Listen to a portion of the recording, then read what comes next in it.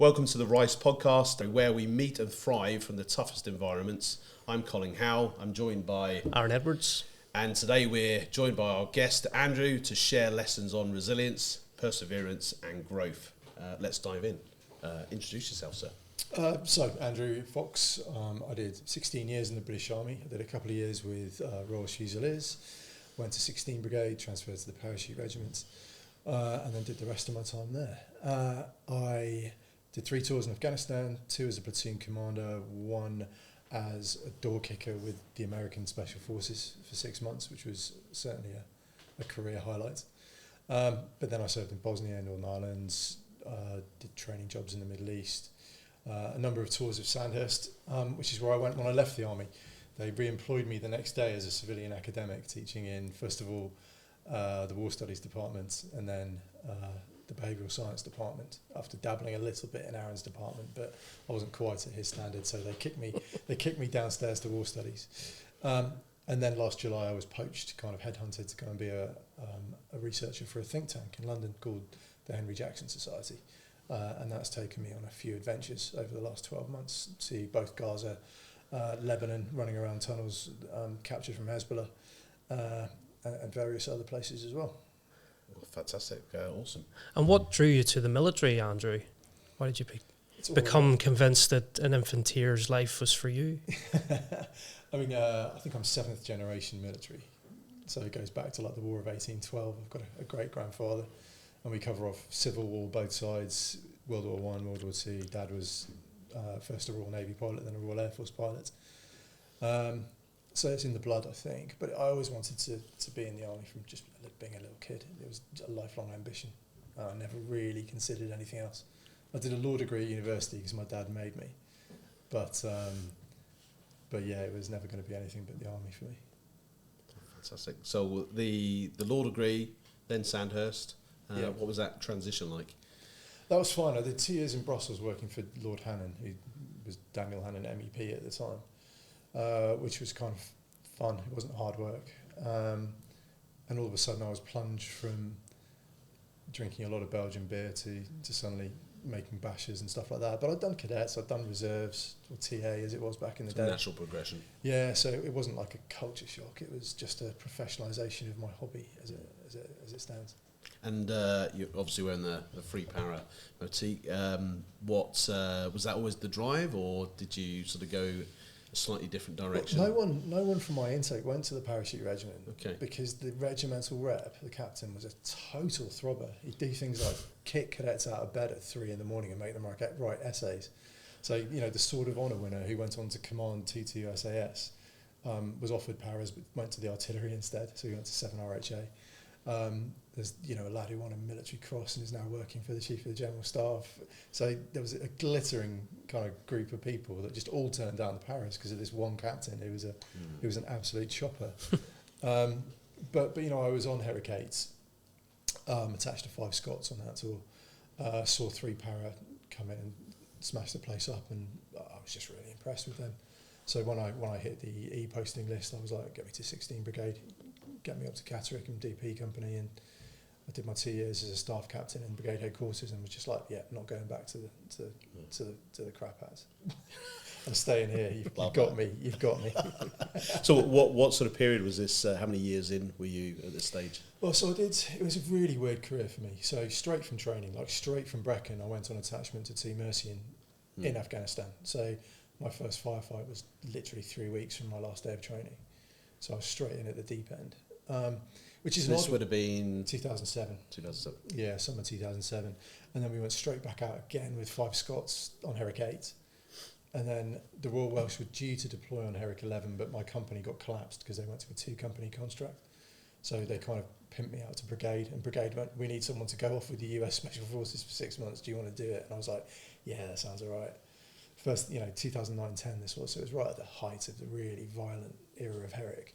I walked into the TOC, Tactical Operations Centre, and this American major's just like, hey, Fox, you coming out with this? I was like, absolutely fucking yes, thank you very much. So that was really that tour, which was great, 2009 into 2010. And yeah, then off to 16 Brigade straight after that. Wow, okay, so that was a good grounding. Yeah, I mean, the first 3 years of my career, I mean, I chatted to officer cadets when I was training them at Sandhurst, and they're quite jealous. And in some ways, I get it, because I got to play the game straight off the bat. There was no, the comparison is like you're training to be a Premier League footballer, but you never get on the pitch. Like, I was straight onto the pitch as a substitute at half time. It was the back end of a tour, straight into the middle of it, battle-hardened platoon, battle-hardened company. And I was learning from people who were at the top of their game at that point. Whereas the cadets now, they might get a training task to Ukraine, or they might get Estonia, but it's not, it's not seeing the elephant, as Civil War veterans used to say. Wow. And at least I got to see the elephant, and I guess that's something I think you can take forward and know that you pushed yourself and you did it, and you didn't bottle it, and you didn't make a hash of it, and so you can walk away feeling pretty proud. And that's a good thing, I think. And did you see much change in the way the elephant behaved towards UK, US forces over the several tours that you did? Yeah, huge change. So first tour was still gunfights. It was the tail end of like the Western shootout era. There were IEDs, but they weren't kind of the all-encompassing threat that they were on later tours. You could still manoeuvre. You didn't have to do the helm and snake where everyone's behind the bomber man with the mine detector. So we still had elements of that. You could drive pretty much where you wanted. But then on Herrick 11, they just had that summer before Herrick 10, Panther's Claw, the single biggest 6-month casualty rotation. Herrick 11 was the second biggest, actually. So, but to be fair, 7 and 8 were the other two. So I served on 3 of the 4 most casualty intensive. But my early tours, it was gunfight injuries. And my later tours, the brigade, as the op minimisers came over, it was all IEDs. It was all IEDs by 2010. So yeah, you saw a huge difference. And as a young officer, I mean, that level of responsibility comes into the people on the ground. How much of that sort of plays on your mind then and today, and how did that change from the first tour through to the sort of later years? Well, first tour, I think I was learning the basics, because you do the training pipeline. You do Sandhurst as a leadership course. You do Brecon as your infantry specialisation, and to go from that into straight onto operations was a really natural progression. Like the first time rounds came in, I just knew what to do instantaneously, because I'd just been doing it for practice for nearly a year and a half. So it just clicked in really easily. But then you have to get used to what effective enemy fire is. Yeah. It's not just a crack and thump anymore. It's like, are you taking casualties? Are rounds landing at your feet? No. If not, crack on. And you get kind of blasé about that after a little bit of time. If that round isn't effective, you're like, yeah, whatever, keep going. And that learning progression I had by my second tour, quite honestly. So that's when you're really into the swing of things. And I think from a leader's perspective, it was always my biggest worry that I'd make a decision that would get someone killed. Like, that's what would keep me up at night. I'd always try and be the first one out of the fob and the last one back in, which isn't good Northern Ireland tactics, but we didn't have that threat that there was a sniper going to hit you the minute you left the fob. So I'd always try and be the first man and then last man back in. And that was my concern, just making a bad decision that got somebody else killed, and that did play on my mind. Did you have much time to think about the wider context in which you were operating? So obviously you've mentioned military training, but dare I say, did your Sandhurst education piece come in handy in terms of your understanding of the threat environment and why the Taliban or Haqqani network or whoever was your opposition were doing what they were doing? Only my third tour. I mean, I was still an acting captain on that tour, so I did all those tours as a lieutenant, really. I got my third PIP just before I deployed as acting. But it was only really my third tour that I had the time and space to kind of process what on earth was going on. That's when they had the really big counterinsurgency kind of push. I read Nagel and Kilcullen, and I thought they were nonsense. Having had 2 tours in my back pocket, I was just like, what am I reading here? This is nonsense. So I went into that tour with a really heavy level of scepticism, but it did make me, as you say, investigate more of the conceptual surroundings of the war I was fighting, rather than just being in a fob, getting my kit packed, doing my orders, checking on the blokes, the meat and potatoes of being a young officer. But I think that's a natural progression. I don't think anyone leaves. Very rare is the infantry officer who leaves Sandhurst and sits there in a fob in Afghanistan on their first O group and thinking, is this really Clausewitzian, or are we taking a slightly less manoeuvrist approach than we'd like here? Nobody thinks that. That comes with time and experience and practice. Yeah. Nobody's really that much time for a junior officers reading club, although some people clearly did. So the Afghanistan tours and working with the Americans, what was that like? Fascinating. I mean, the level of kit and support we had was just off the charts. Like the AC-130 Spectre gunship was a go, no-go criterion.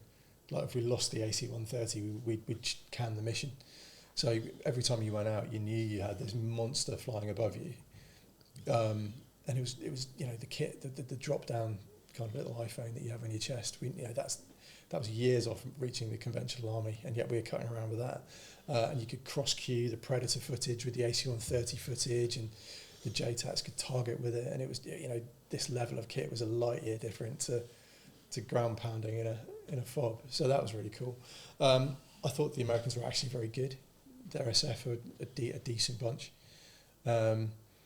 They call themselves quiet professionals, and actually that's a fair kind of characterisation. They're very different from the sort of Hollywood version. And that's Green Berets, right? That was Green Berets, yeah. And so how do they operate compared to, real door kickers in terms of, or pipe hitters as they might call them, where you have the special task forces, special missions task forces? How do the Green Berets operate? They operate amongst the people, right? Well, no, we were part of CJSOTF, Combined Joint Special Operations Task Force, and we were effectively picking up the bottom end of the Joint Priority Effect list, which is, for non-military types, is essentially a fancy name for a kill list, if we're really brutally honest. So it's a list of names of high operatives. Obviously, Delta, SAS, SBS take the top end of the JPEL. We were taking the bottom end of it. So IED facilitators, junior level leadership. We'd fly in, kick their doors open, and capture them. And then if they wouldn't come quietly, we'd fight them. Wow. But the way the Green Berets work is they're a mentoring organisation, quite similar to Special Infantry or whatever they're calling themselves these days, Rangers or whatever it is, where you have a company of indigenous forces that you train up and you work with, and the Indig technically is supposed to take the lead. I mean, they were very good, the ANA commandos. Genuinely, some of the orders groups that I sat through that they delivered were certainly as good as anyone at the end of senior term at Sandhurst. It was a really high quality standard. Occasionally they would go a little bit Afghan and mental, but for the most part they were quite a professional and decent fighting force. And I've worked with other armies from the West, actually. I'd rather fight with my ANA commandos again than I would fight alongside perhaps some European armies. So they were really decent, but it was a company strength on the ground to do these raids. Sure. And those are the guys who were right at the top of the Taliban's hunting list when Kabul fell. So a lot of them are now over here, which is a good thing in my opinion. Yeah. So after your third tour, you still remained quite engaged with Afghanistan in many different ways, even beyond your military service. Can you tell us a little bit about that? Yeah, so I was involved with a charity called Azadi, which means freedom, and they're now called Free from Fear. I think they changed their name. And we rescued about 3,000 Afghans from the Taliban. The majority women and children, actually. But it all started with Officer Cadet Shear, who was one of my officer cadets when I was a captain at Sandhurst. He was in my platoon.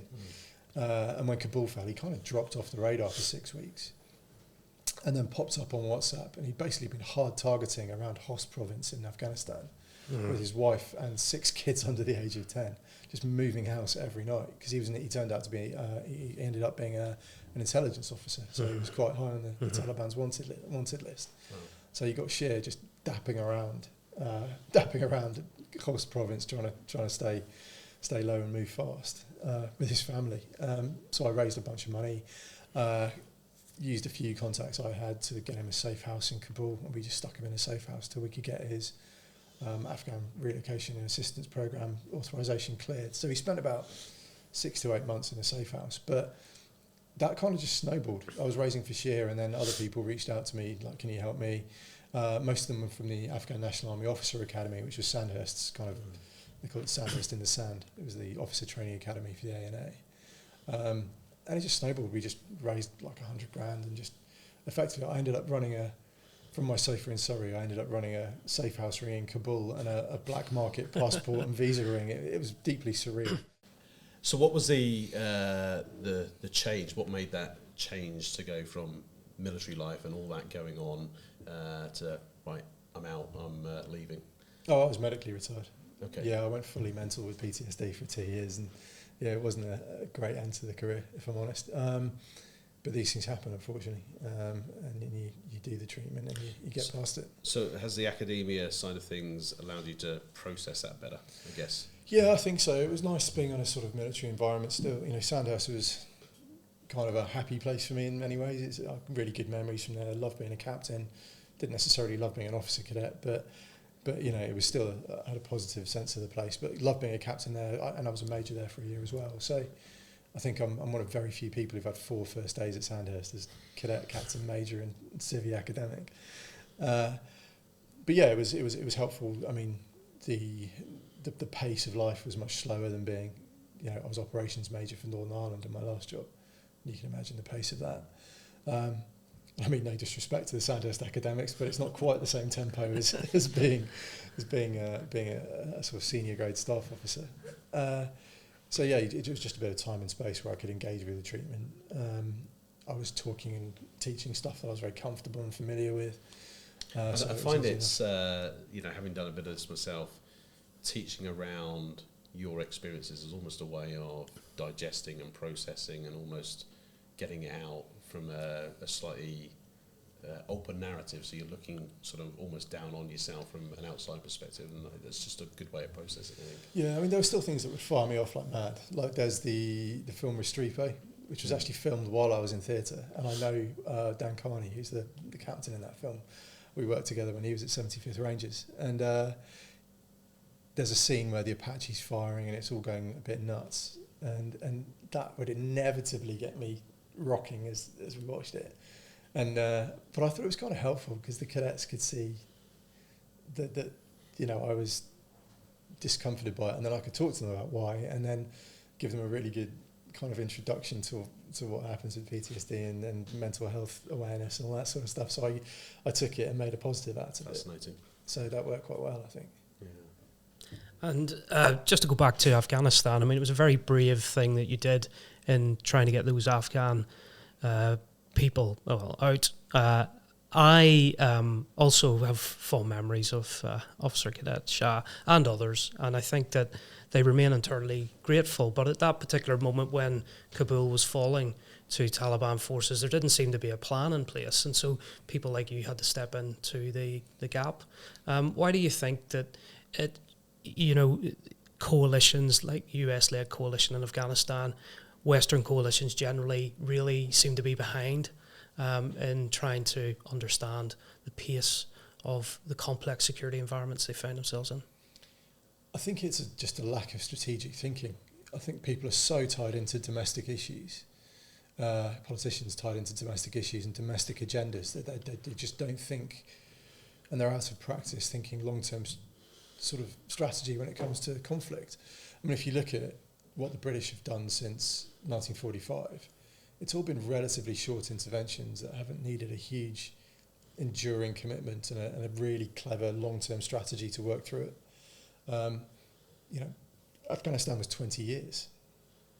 There was a totally different kind of cabinet in the UK, a totally different defence staff. Probably all the senior civil servants are turned over from start to finish, and yet there's no campaign continuity through all those things, and we're just not institutionally set up to fight campaigns for that long. And I think there's also a really good argument that the longer a campaign goes on, the more kind of chaos comes into it, and the harder it becomes to put that strategy together. We were talking just before this about how Israel are now in mission creep, strategic drift. They don't have a clearly articulated end state. And it's because the IDF is set up for raids. They're set up for short in, smash out. They're not set up for 2-3 year occupations, which is why I think this plan they've got is particularly terrible. But it's not just the British and Americans that do it. I think it's a common cognitive failing of military planners, that they're not great at doing multi-year multi-generational campaigns like that, and maybe no one ever could be, I think, is potentially the other point to make. Is it beyond human ability to keep that in check as it goes through? Space, isn't it? It's from one conflict to another, and the dynamics, the cultural nuances, it just plays a massive factor. You know, we're jumping from sort of Afghanistan, and we're starting to touch on the Middle East now. You've kind of made that transition out, or it's been made for you to some extent, and you are fundamentally then find yourself back in academia, and you're on this sort of journey of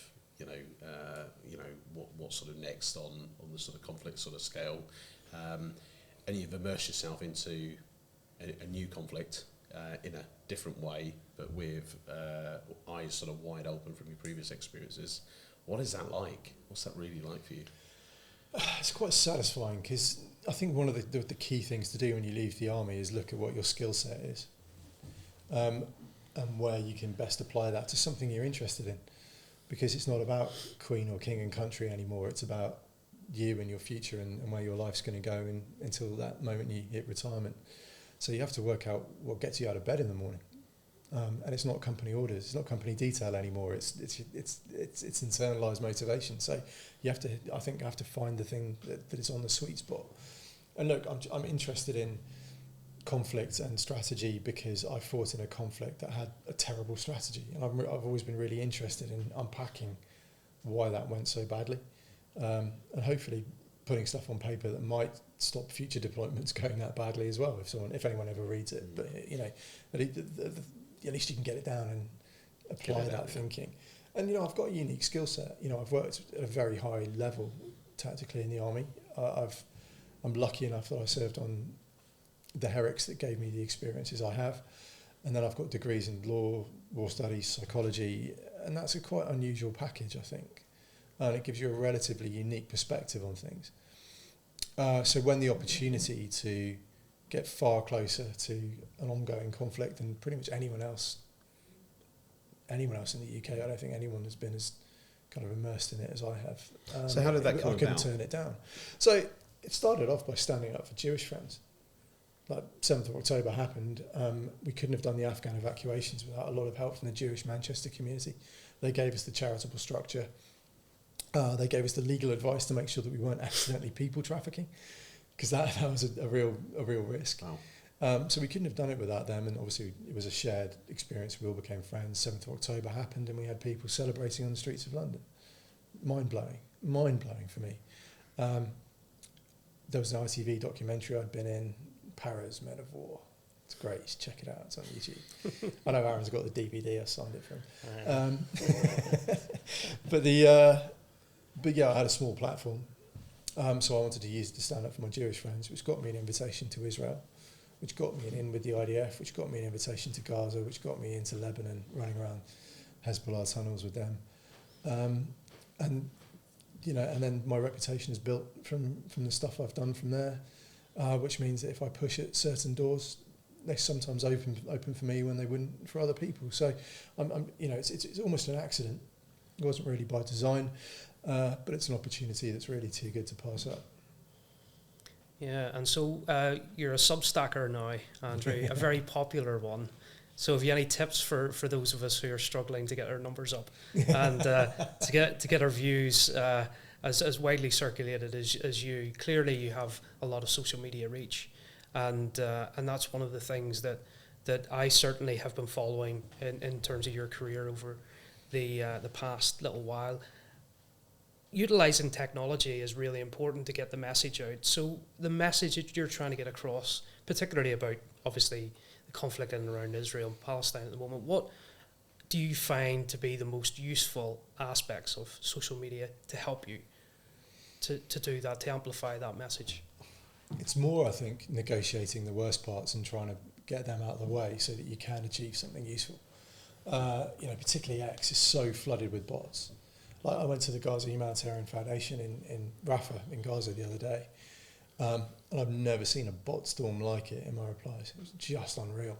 And that's fine, because they all generate Musk sense for me. So, you know, it's nothing I really mind. But that sea of disinformation is so challenging to push through. And I've tried to reject both extremes, and that's kind of the line I've tried to tread, and say, look, you might be rabidly pro-Palestinian and think it's a genocide. You're absolutely wrong, and I'm going to ignore you. You might think that, you know, Ben Gvir and Smotrich and the Israeli government are good people, and you should be ethnically cleansing Gaza, and you're wrong as well. And I just try and only negotiate with people who sit between those boundaries, and the far extremes, I just basically ignore them these days because they add no value. There's no point trying to argue with them, so I just try and ignore them, and that's probably my top tip. It's becoming more difficult though, and so where do you see the future going with social media around conflicts like the ones that you've been looking at very closely? Yeah, I mean, it'll go one of two ways, I think. It'll either get to the point where you will never know what the truth is because there's so much nonsense out there. It'll be almost impossible for the layperson, the non-expert layperson, to navigate this terrain, and we're almost there at the moment.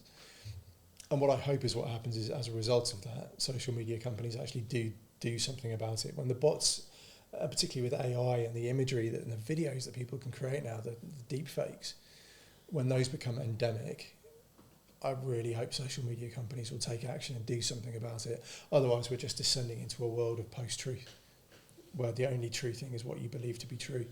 And facts don't actually matter, and I think that's a very scary place to end up in. And I mean, you've seen this up close with your travels to the Middle East in terms of how disinformation can shape the realities of some people on the ground. What about the US, a place that you fondly visit on a regular basis? Have you seen any change in attitudes in the US towards international conflicts? I know that you speak to a lot of podcasts based in the US, and I'm just curious as to what the sort of American view of what's happening around the world is at the moment. Yeah, I mean, there's clearly the sort of traditional rules-based order support that still exists, but what you have seen now is the America First movement, which I find quite alarming because it means America alone, which means the world's only superpower is effectively vacating the scene, and I don't think that's a good thing for anyone. I think Pax Americana was broadly a global benefit.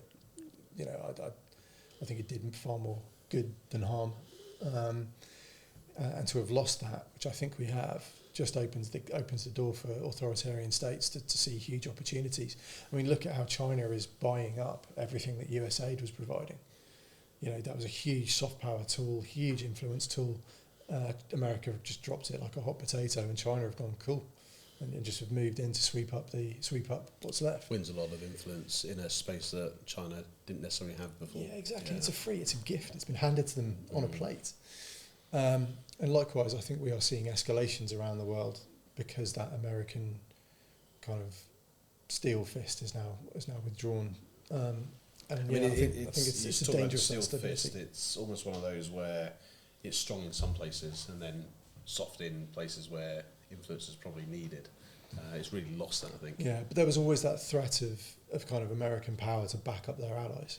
So if you were an American ally, you knew you were safe because even if your military wasn't that strong, America always had your back through NATO or through bilateral arrangements, whatever it is. Now there's that sense that Americans are absolutely unreliable, and they're not even necessarily an ally at this point. They're arguably a kind of neutral actor, which is a scary place to be, I think, especially given that our defence infrastructure is so embedded with the States.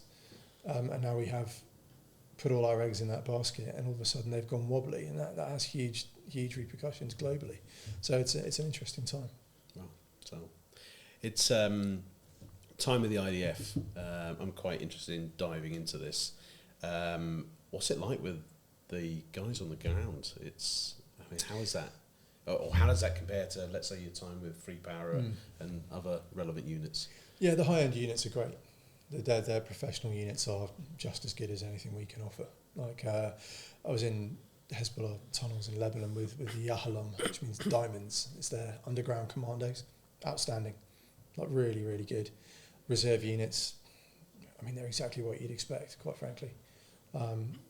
They're a distinct step down in quality from the professional troops.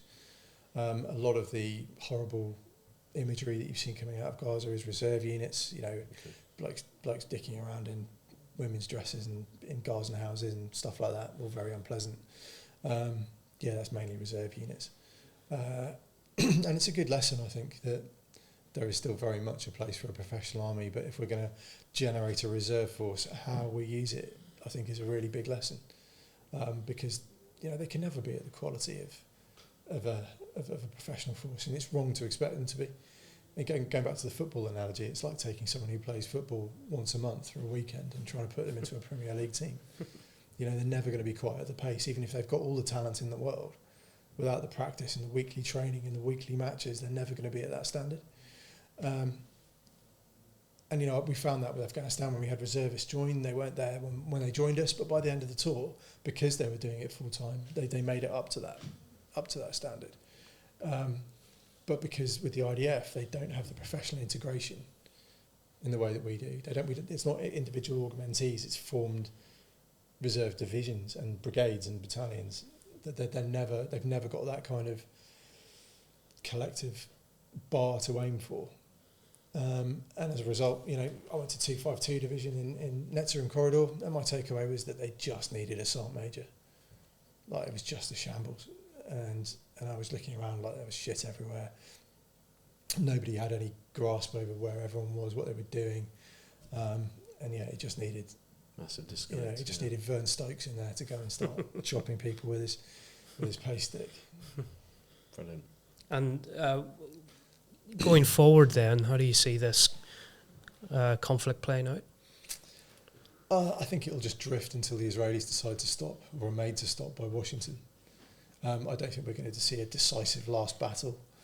I think they'll try and find a way to spin it that Hamas is now defeated, but I suspect their hostages are going to get killed in this offensive. I don't see any reason why, if the IDF are getting close to rescuing, Hamas wouldn't execute them and then probably film it and broadcast it. I see a messy finish. Yeah, and on the human dimension of this, I mean, clearly, we're talking about resilience today, and I'm wondering if you've observed anything up close in terms of civilians who've exhibited resilience. I mean, clearly, you're reporting of Gaza and what it looks like from the air, which we've been seeing more recently, as a bombed out shell of a place.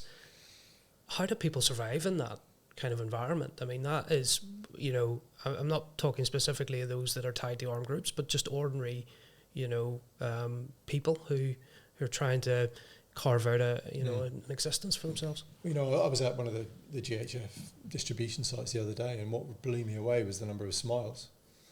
That's generally the most surprising thing. Like, little kids, they'd see you filming and they'd be dancing and smiling and making the little heart with their hands, and they've obviously been on TikTok and learned that.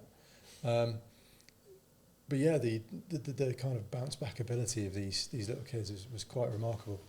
Some little kid got an aid sack on his own, and you could see him stuffing all the aid in. It was bigger than he was.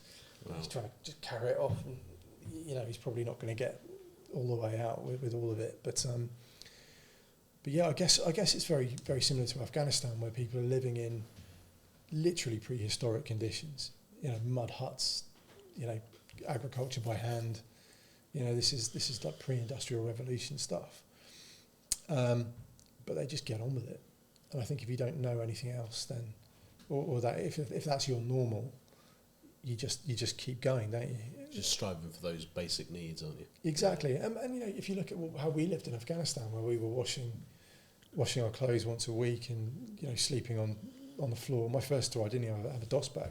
I didn't see my Bergen the whole time I was there. I had what I had in my day sack, so I slept in my softie on the floor every night, and that just became normal. It's not normal to be shot at, but that became our normality. And I think that's how human beings just adapt. If you have to keep going, so you keep going.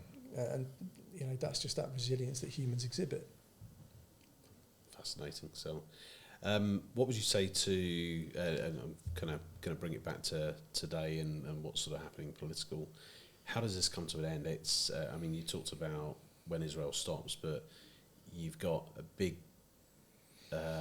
political sort of debate going on globally as saying, well, hang on a minute, this just needs to stop because we're seeing the wrong images. It's people are starting to acknowledge that there's a lot of damage going on to, the human race. How we bring it to an end? Do we need an intervention where security forces stand in the middle and draw a line, or I mean, I just don't see that happening because Washington says yes, and as long as Washington says yes, frankly, the rest of the world don't matter. Like nothing Keir Starmer says or David Lammy says matters a jot. It's not going to have any impact on how this war is run whatsoever. It's just hot air. Even if they go as far as acknowledging the state of Palestine, it's still not going to make a difference, apart from the fact the Israelis might just cut security cooperation with us. And who could blame them, quite frankly? As long as Trump says yes, it's going to keep going. And people say Trump is the best president that's ever happened for Israel. I think he's the worst, because he's just given a fairly far-right government a carte blanche to do whatever they want, and they are. And I don't think that's good strategically long-term for Israel. I think they're in danger of international pariah status if they don't wrap this up soon, and that's going to be far more damaging than keeping Hamas in the rubble in Gaza. So do you see Israel as a kind of a culture, as a nation, closing down a little bit more because of what's happening globally and how the US has positioned themselves? Or I mean, not really. Most of my friends kind of take my position, and they've got no idea what they're still doing, and they hate Bibi and think he's slow walking the war. That's the majority opinion of my friends. Some of my friends do lean towards that right-hand position where they think they should fully occupy and maybe even annex. Some people I know despise Bibi to the point where nothing he does could ever be good. So, and again, it goes back to my point earlier. It's about just parking the extremes, and letting them do their thing, and focusing on the people who are willing to engage and have a back and forth balanced conversation. So most Israelis I know are just like almost as annoyed as kind of people in the West are, and they just think this should be over. Wow, and that's from on the ground as well. Yeah. So. On the topic of extremism, you've mentioned this a few times, hitting the right notes in terms of what one senior police officer called the radicalisation moment here in the UK. Can you say anything about that? I mean, clearly we're getting a lot of blowback of conflicts overseas that we're now seeing played out in terms of people taking sides. And that is one of the most worrying trends, I think, from recent conflicts. And it's been around for a few years. For instance, what happens in the in India, Pakistan, we know has a little bit of blowback here in the UK because of the diversity of our community. But clearly, protests in London are growing rather than diminishing, and that has been something that we, as a country, need to take seriously, right? I mean, yeah, and if you import people from all around the world, you're going to import issues from around the world, and it doesn't matter if it's Kurdistan or Pakistan and India or Middle East, North Africa.